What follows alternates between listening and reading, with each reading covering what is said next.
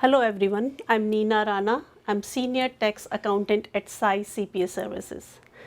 Today we are going to talk about the difference between a 1099 contractor and the W-2 employee. So Mr. Kumar, what is the difference between the two?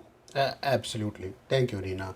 In today's discussion, we'll highlight what constitutes an employee versus a contractor. What's the difference between the two? Which one make more sense for you? Do you want to be on W-2 or 1099? How does the government decide that this criteria is more of a 1099 criteria versus the W-2? And at the end, what the whole fuss is about? Why do they even care? I mean, my business, my decision. Why exactly the government is so pushy about having people properly classified versus 1099 and W2. But let's take a step back. Let's understand the difference first. What is 1099 and W2 and what constitutes, what differentiates between the two? So a 1099 is more of a contractor, the subcontractor. You called a plumber for your business. The plumber came, they fixed the bathroom, and they left. That's more of a subcontractor. That's a 1099. At the end of the year, you can give them a 1099 statement. So now let's take this criteria. When you called the plumbing company, the owner of the company did not have to come himself. The owner of the company, the plumbing company decides, they choose who to send. So take a step back now. Employee versus 1099 contractor. The difference, the first difference is the employee has to perform the duty himself or herself. In a 1099 contractor relationship, the business that you're hiring, they decide who will be performing the job. You don't say, AJ, you do this thing for me. So the 1099 contractor, the business you're hiring, they decide who is going to do the job. The second difference, you call the plumber. In our example, I can come between 12 and 4.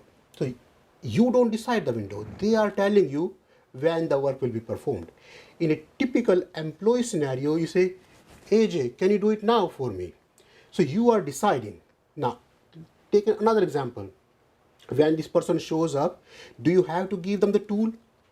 This person, the plumber, is supposed to bring their own tool. So in a typical employee relationship, you provide the laptop, you provide the stationery, you provide the tools to do the job. In a typical 1099 relationship, the contractor, the subcontractor is supposed to bring their own tools. Now, this plumber is walking in, say, well, excuse me, I have never done this before. Does it work? No, you wouldn't like it. So the training is not provided by you in a typical 1099 relationship. For an employee, when you hire the employee, you are expected to train that employee. So take a huge step back. An employee is supposed to work set hours, supposed to do the job themselves.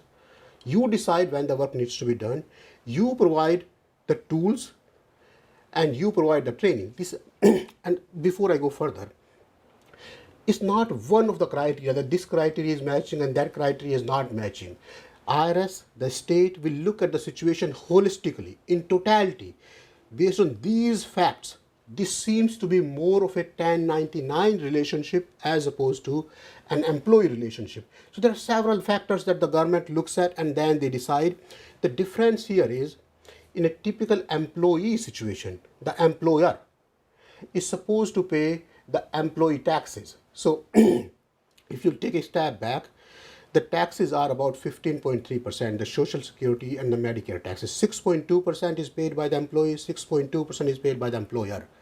Medicare tax, 1.45% is paid by the employee, 1.45% is paid by the employer. When you add the SUI, SDI, FLI, which is around 2%, in total, roughly, the cost to the employer is around 10%.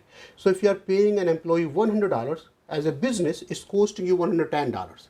And you have certain obligations for having the employee over there.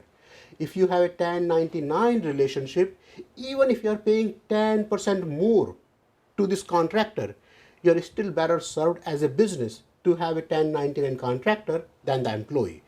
For a contractor perspective, if you look at it, if you are a W-2 employees, a lot of expenses, including but not limited to travel, meals and entertainment, office supply, home office, all these expenses are not allowed when you are an employee. So I'm looking at it from an employee perspective now. So as a W-2 employee, all these expenses are not deductible. But when you're working as a contractor, not only you're getting 10% more because you have to pay certain taxes, Social Security and Medicare in our example, but you have the right to claim certain expenses. So a lot of times you will see as soon as people get the green card, the next thing they want, oh, I want to start a corp to corp relationship. A corp to corp relationship is more about I want to become a subcontractor.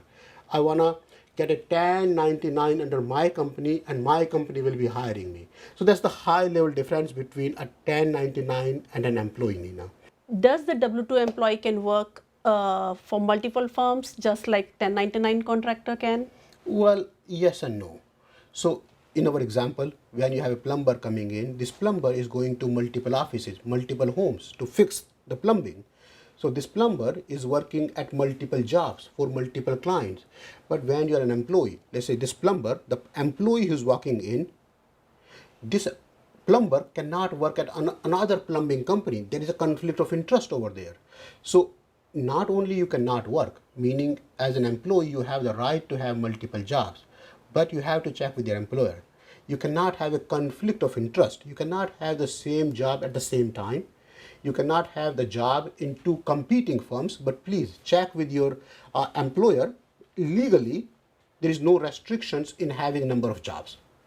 So, Mr. Kumar, from employee's perspective, is it better to be on W-2 or 1099 contractor? Well, that depends.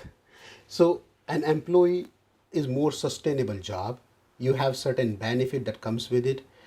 A 1099 can easily be fired and you don't have to pay them anything. You have no obligation to carry them on your insurance, on your workers' comp insurance. At the same time, maintaining the record, the administration is slightly more being the 1099. But the 1099 potentially can save more money on taxes because they can claim certain expenses that the W-2 employees is not allowed to claim. So in summary, it depends on your situation. You have to evaluate your situation, what income tax bracket you fall in, what opportunities you have. Can you work for multiple clients? Do you enjoy by being in the business? When you have a 1099, you are self-employed. Are you cut out for having the administration piece of it doing yourself? If that meets the criteria, having a 1099 may make more sense for you, may save you some money.